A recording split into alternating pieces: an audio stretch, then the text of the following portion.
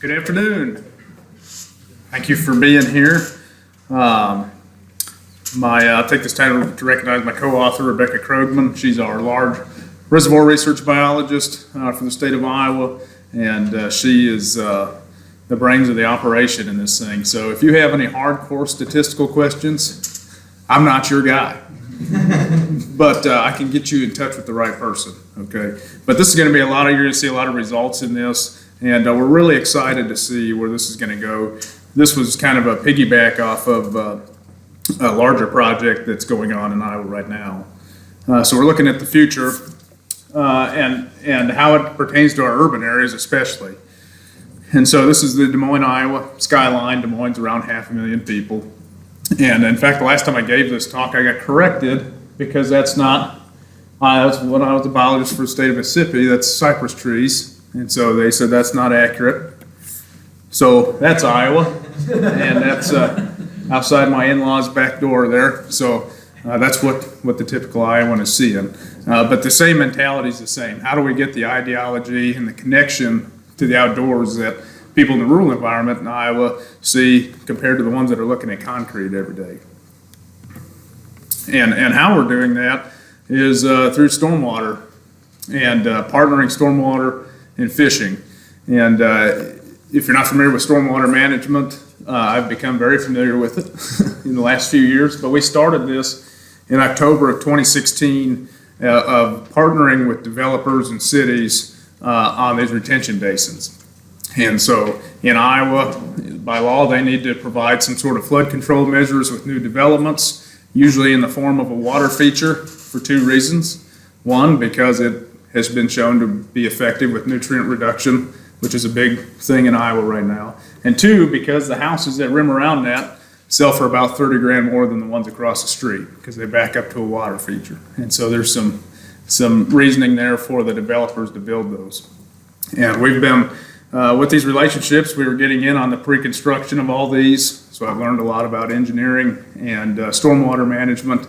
But now these are being built for farm ponds, like farm ponds, and with fishing in mind.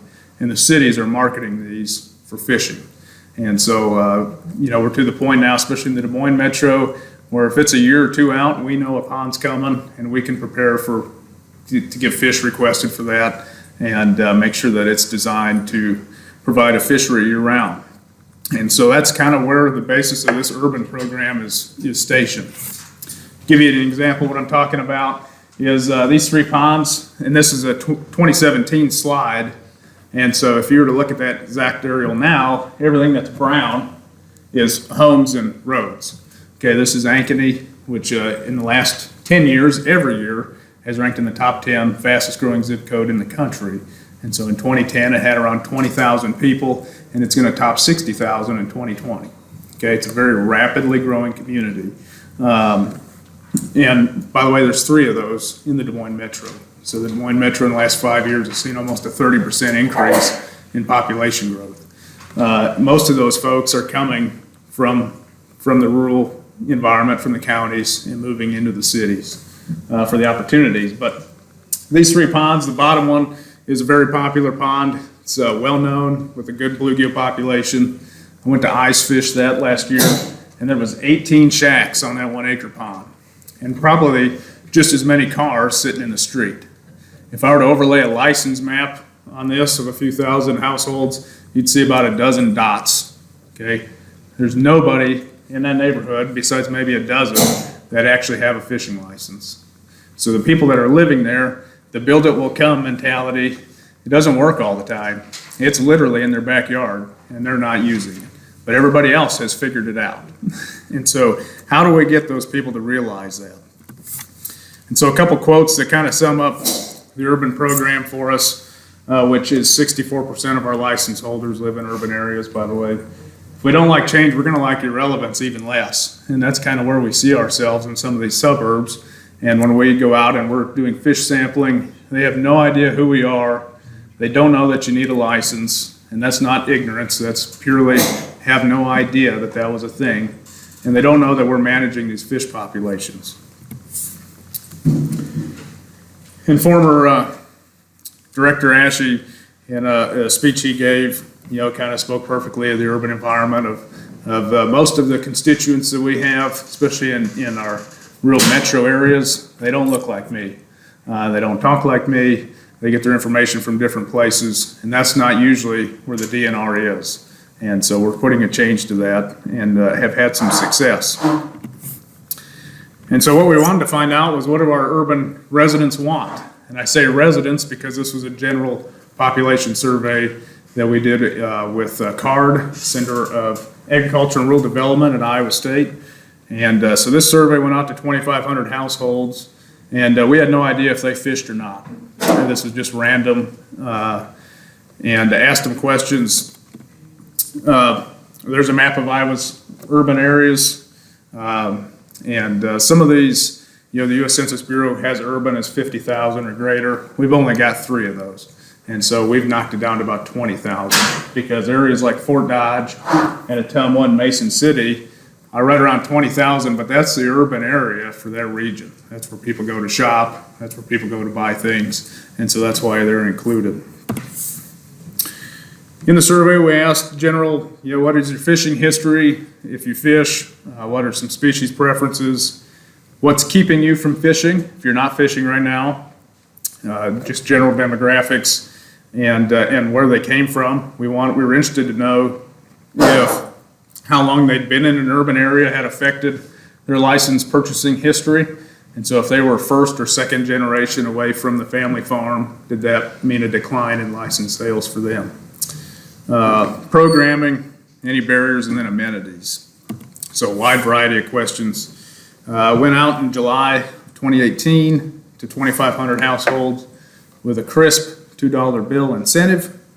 And we ended up with just shy of a 30% return rate, which we were hoping for around 40 to 45, but 30% was still ranked pretty high for most of our surveys. What we found out about these folks, especially from an R3 perspective, is a third of them had pretty much already been fishing. A third had no interest whatsoever, don't call me again. And the other third was a potential customer or a lapsed angler for us. And breaking that section down, 29% of them had fished at some point in time in their life, and the other 8% had never fished before but indicated some interest in getting started. So what we found is it troubled us a little bit and troubled me a little bit as a catfish person, because that's not where we usually see catfish. We do our angler surveys on a 10-year cycle, thereabouts, like Nebraska, thereabouts. But even some of the earliest survey data that exists in Iowa, which is from the 50s, all the way until this last angler survey in 2018, had catfish ranked number 1. And in 2018, it moved to 3rd, behind black bass and walleye.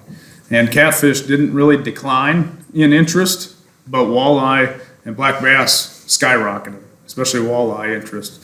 And so catfish just kind of stayed stagnant.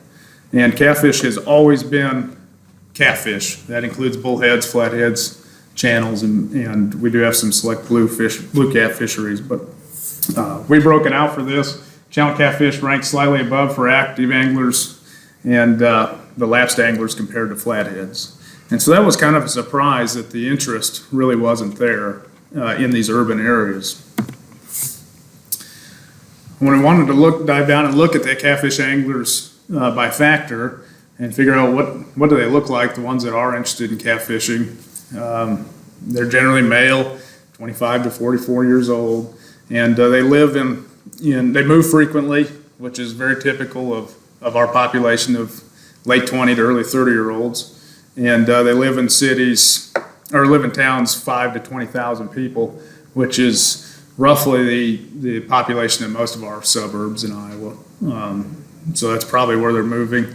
We see a large number of rental units in all of our suburbs, so there's a lot of moving going on. And that's probably who we're looking at. When we try to figure out what the ideal fishing trip for them looked like, we broke it down into 5 categories. So harvest, so very harvest oriented. I want to keep what I catch. Achievement is catching a big fish and catching numbers of fish. Convenience was having somewhere close, which we know from our angler surveys that haven't changed in the last 30 years, is that anglers in Iowa don't tend to travel more than 20 miles to fish. So we knew things needed to be close anyway. Group success, somebody in the group at least catching something, and then an experience was catching, going somewhere that was maybe a little different than the average place, and going in a big group, having the amenities, all that sort of stuff. So one thing that kind of stuck out to us was our potential anglers, which are in the purple there, and our non-catfish anglers, so the folks that said, well, I've never fished for catfish, I don't really care about it. They essentially had the same rankings on everything.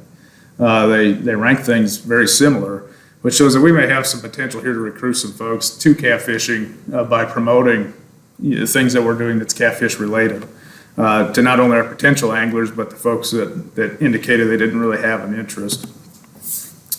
If we looked at flathead catfish only, convenience was what our active anglers are doing. They didn't really care about having somewhere exotic as you can get urban-wise to fish, but they wanted somewhere close.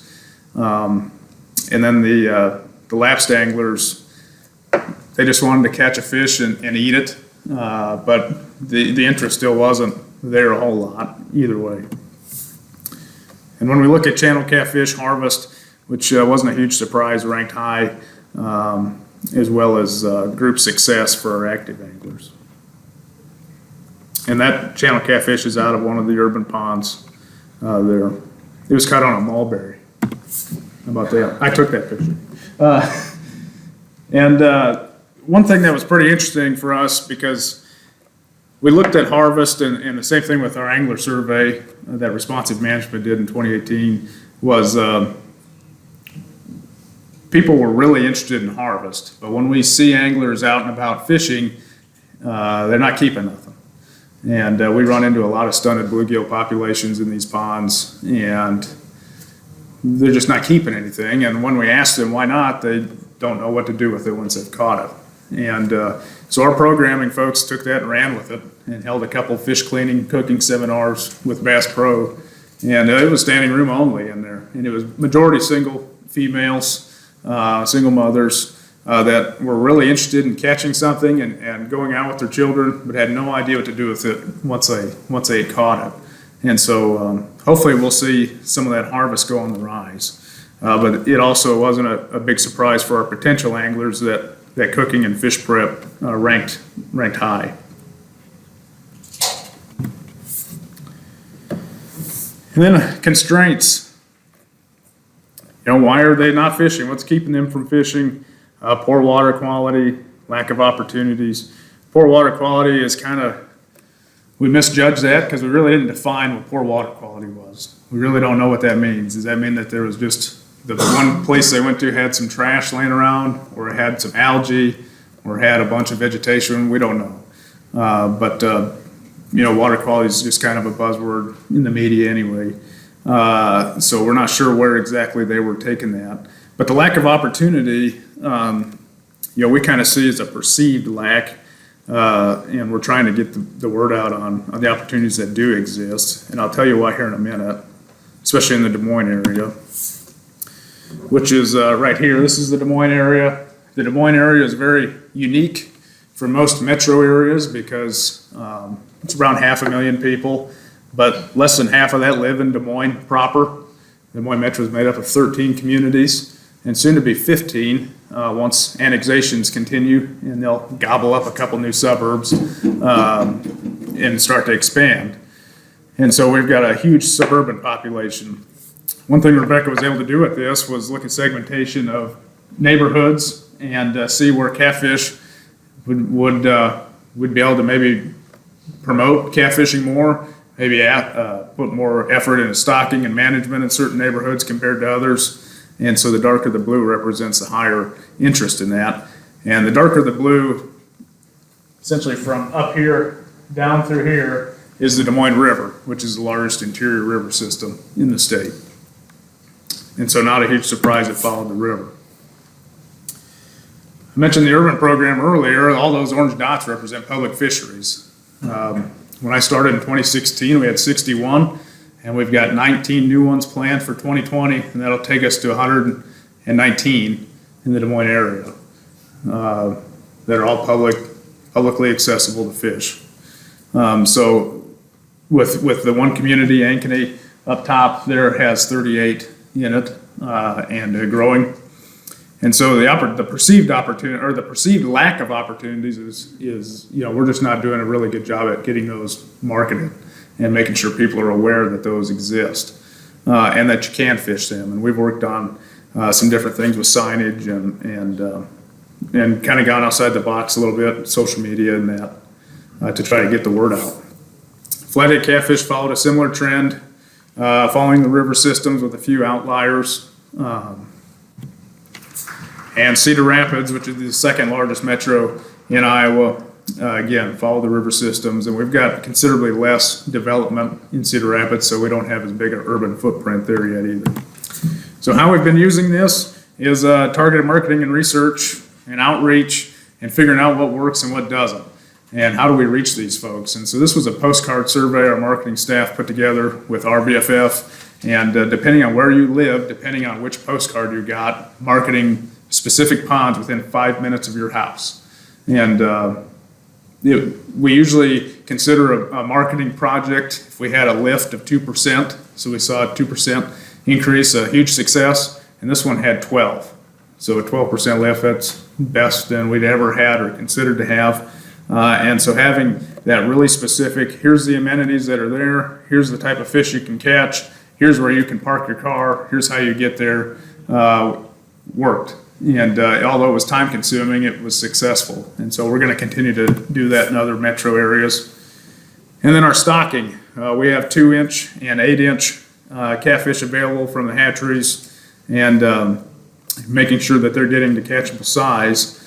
And instead of kind of the shotgun approach, which we've usually done, is with our supplemental stockings, essentially if it hasn't received catfish within 5 years, we stock catfish in it. Those areas in blue, we start to maybe promote those and stock those a little more heavier, promote that stocking, and put more of our resources towards areas where we know catfish has interest. From the flathead side, we're still trying to figure out what our flathead populations are doing. When we do check those in our interior rivers throughout history, they've remained fairly stable. And you can keep 8, and there's no length limit. We don't tend to see a ton of people targeting flatheads on our river systems. And so there's a lot of future left in that. So to end, that guy there on your left, that's my late grandfather. That's where I learned how to fish and catch catfish. That's where my passion from catfish came from. Sitting on a bucket like Ray, on a riverbank, on a pond, catching something. And you better believe we ate that thing. And because nothing went back. And that's my oldest daughter there at one of our Fish Local, the Urban Ponds. Fish Local is how we branded this program with a nice catfish that was a product for our hatchery system. And so making sure we're moving generationally and keeping catfish relevant and keeping our own resources relevant is the goal of this. So that's all I got.